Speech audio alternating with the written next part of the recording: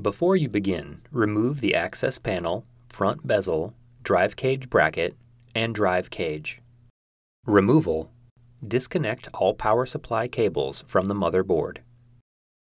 Remove the power supply cables from the retention clips on the chassis.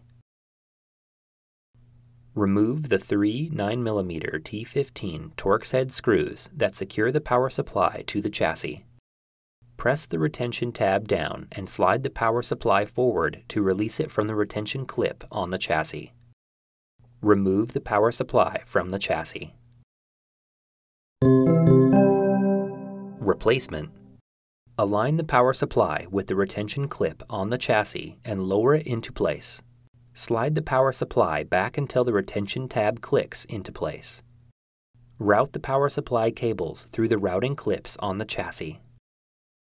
Replace the three 9mm T15 Torx-head screws that secure the power supply to the chassis.